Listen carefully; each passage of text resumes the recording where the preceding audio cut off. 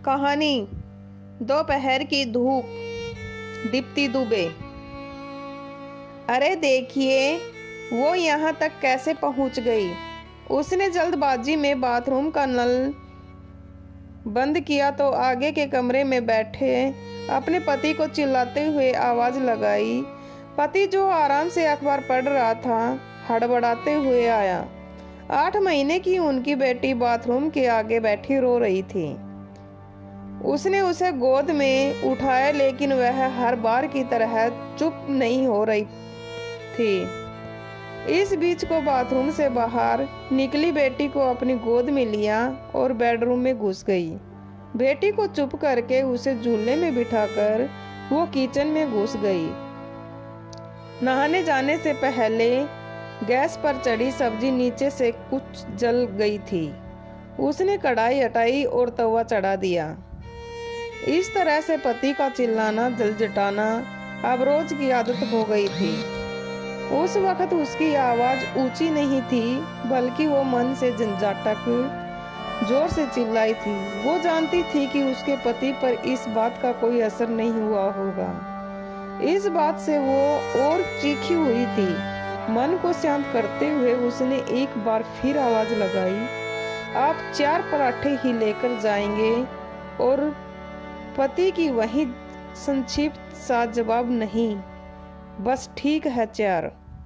वो जवाब जानती थी कि बस कुछ बातें हो सके। इस उम्मीद में सवाल कर दिया। उसने टिफिन पैक करके पति को विदा किया और बेटी के कामों में लग गई। दोपहर तक वो पति, बेटी और घर के कामों में उलझी रहती थी। दोपहर में बेटी के सो जाने के बाद हमेशा ही तरह उसके अपने लिए कड़क कॉफी बनाई और पिछले 4 महीनों से चल रहा उपन्यास पढ़ने के लिए उठाया।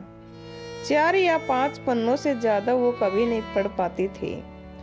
कभी दूध वाला आ जाता तो कभी कोई और। बेटी के उठने और रोने का तो कोई समय ही नहीं था। शादी के बाद जब वो मुंबई से इस घर से शहर में आई थी तो पहले उसे बहुत अजीब लगा था। लेकिन वो हमेशा ही आराम से रहना चाहती थी, लिखना चाहती थी, पढ़ना चाहती थी।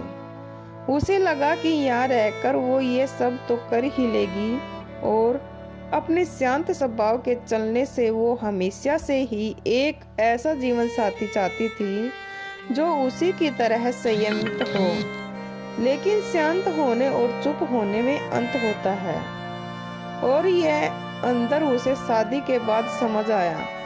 मन की बात तो वो बोल ही लेती थी लेकिन उसका पति कुछ बोलता ही नहीं था। जैसे मन में उसके कुछ हो ही ना।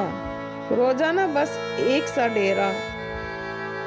सुबह उठना, घर के काम निपटाना, पति को टिफिन बनाकर देना और दिन भर उसके आने के इंतजार में किताबों में डूबा रहना।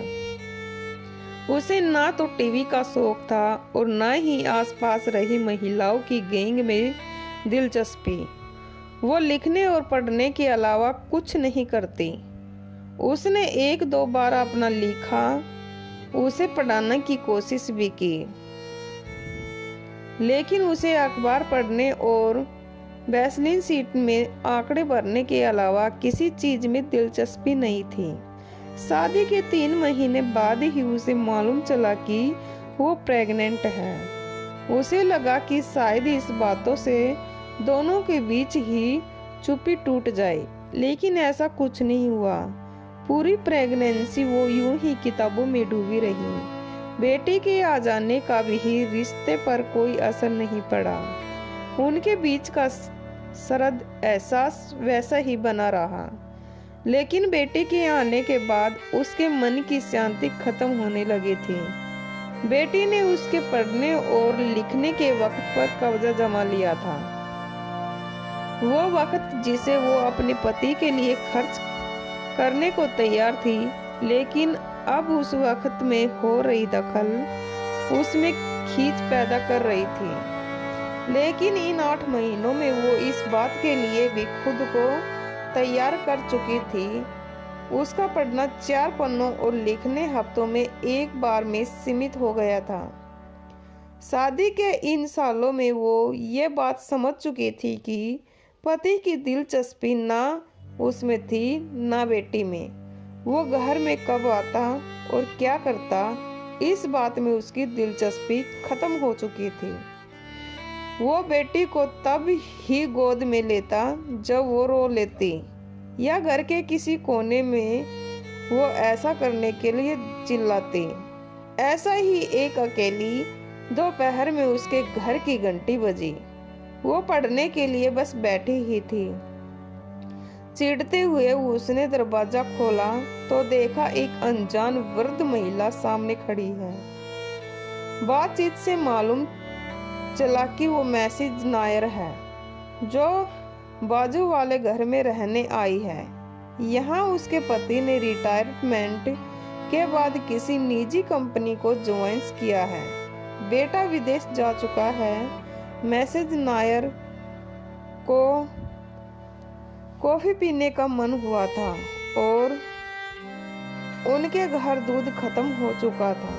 उसने उन्हें अपने ही घर में कॉफी का न्योता दे दिया।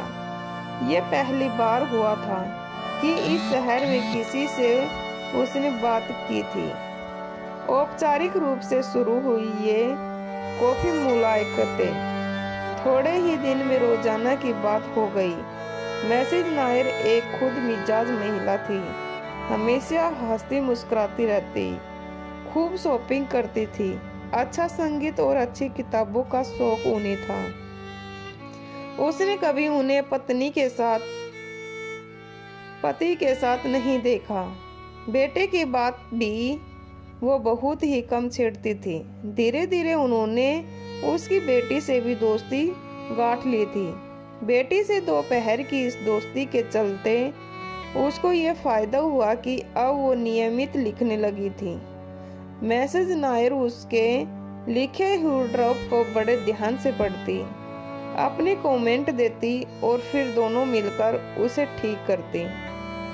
अब अपने पति पर चिढ़ना और जलाना भी उसने बंद कर दिया था। एक दोपहर मैसेज नायर चहकते हुए उसके पास आई। उन्होंने कहा कि उसके लिखे उन कुछ 72 पन्नों को उनकी एक दोस्त छापना चाहती है। किसी प्रकाशन संस्था में उसकी दोस्त सहलाकर थी और मैसेज नायर के कहने पर ही उसने उन पन्नों को पढ़ा था। वो कुछ चौंक सी गई थी। उसे कुछ समझ नहीं आ रहा था। मैसेज नायर ने उसे कुछ समझाने या बोलने का मौका भी नहीं दिया। हड़बड़ी में उसने उसकी कुछ तस्वीरें मांगी और उसके पीछे ही किताब का शीर्षक और किसी को वह इसे समर्पित करेगी ये लिखने को कहा। उस वक्त उसे अंधेड़ उम्र की महिला के चेहरे की चमक के अलावा कुछ और नहीं दिखाई दे रहा था। उसने दोपहर की धूप और मैसेज नायर के लिए लिख दिया। उनके चेहरे की मुस्कान कुछ और बढ़ गई। अगले दोपहर वो उसके घर नहीं आई। बेटी को सुलाकर पहली बार वो उनके घर गई। मिस्टर नायर घर में ही थी। बातचीत से मालूम हुआ कि पिछली रात से ही मैसेज नायर की तबीयत कुछ खराब है। वो अंदर उनके कमरे में गई। उनका कमरा किताबों और रिकॉर्ड से भरा पड़ा था। मैसेज नायर के आग्रह पर उसने वहीं दोनों के लिए कॉफी बनाई। दिन वे दिन उनकी तबीयत बिगड़ती जा रही थी। वो उनकी तबीयत के लिए परेशान रहती और मैसेज नायर किताब से प्रकाशन के लिए। एक दिन अचानक सुबह सुबह घर की घंटी बजी।